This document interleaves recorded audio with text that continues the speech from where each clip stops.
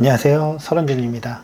오늘은 신부가 한국에 입국 후의 이야기를 해볼까 합니다. 모든 부부가 그렇지는 않겠지만 오늘 이야기를 통해서 우리가 예방할 수 있는 부분이 있다고 생각했습니다. 나이가 좀 있던 신랑은 어린 신부와 결혼을 했고 노총각이었기 때문에 매우 기뻤다고 합니다. 그런데 결혼 과정에서 알게 된 사실은 그 신부네 집안이 아주 찢어지게 가난했다고 합니다.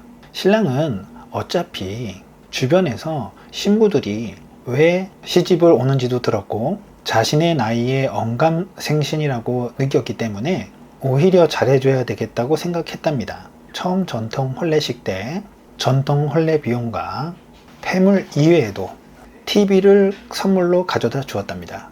가난한 장인 어른 댁에 TV를 바꿔주는 것은 저 역시 문제라고 생각하지는 않습니다.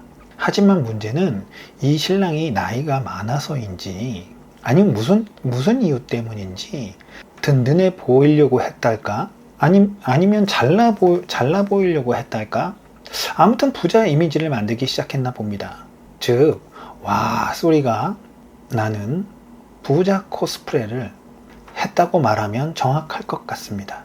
실제로 베트남에서 그것도 시골의 가난한 집의 수준은 우리나라 기초수급자에도 훨씬 못 미쳐 보이는 게 사실이다 보니 가끔 신랑님들이 자기도 모르는 사이에 주변의 분위기도 그렇고 어깨에 힘이 많이 들어가는 경우가 많습니다. 뭐든 무리를 하면 잘못된 결과들이 초래되는 것은 당연하죠.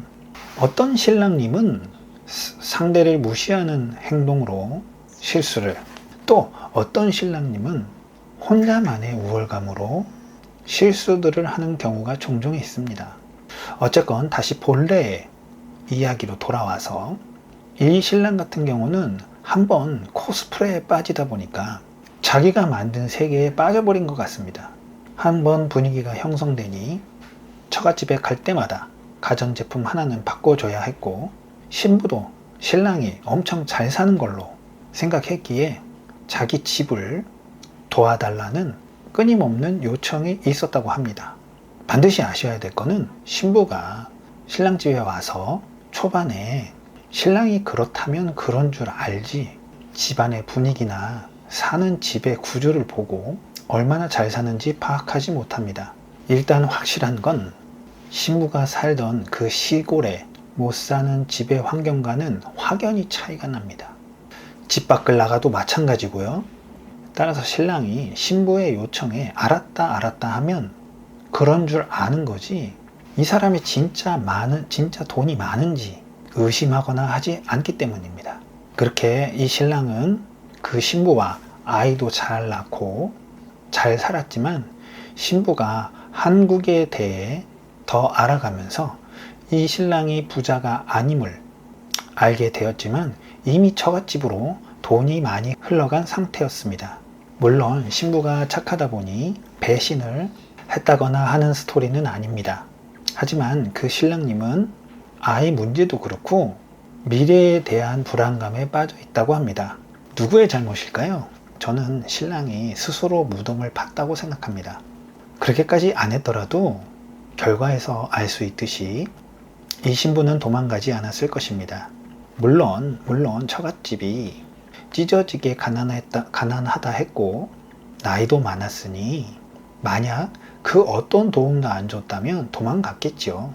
자기는 한국에서 그래도 큰 부족함 없이 살면서 자기 부모를 도와달라는 말에는 핑계를 일삼는 신랑하고 평생을 같이 할 필요가 없다고 판단하는 것에 저는 동의합니다. 어쨌건 이 신랑은 자기의 우쭐함 또는 불안감에 오버함으로써 스스로의 미래를 좀 망쳤다고 볼 수 있습니다. 처갓댁으로 들어간 돈이 얼마인지까지는 저도 정확히 알 수 없습니다. 하지만 막연하게라도 그거의 반만이었다면 어땠을까 생각합니다.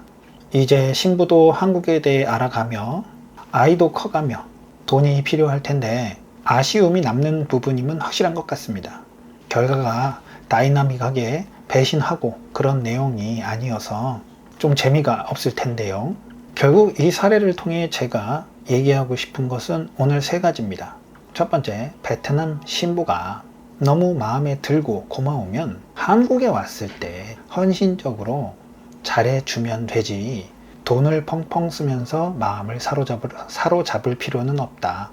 따라서 한국 여성보다 훨씬 적은 돈으로 부자 코스프레를 할 수 있겠지만 이상한 길로 빠지지 말자. 둘째, 베트남 신부는 한국에 오면 신생아와 같다. 신랑님이 가르치고 이끌어줘야지. 초반에 신랑님의 집안의 형편을 계산하고 돈을 모은다거나 스스로 판단하고 행동할 수 있는 신부는 아마도 단 한 명도 없다고 봐야 한다. 따라서 처음부터 신랑님이 할 수 없는 일은 할 수 있는 척 하지 말고 초반부터 대화를 통해 진심으로 이해를 시켜야 한다. 셋째, 국제결혼은 거짓말도 좀 해가면서 여자를 사로잡는 한국에서 하는 연애가 아니다. 명확하게 중매 결혼이며 말 또한 잘 통하지 않는다. 따라서 정직한 것이 좋다. 가족이라면 더욱더 그것이 맞다. 물론 노력도 안 하면서 정직만 하면 전 세계 공통으로 이혼당합니다.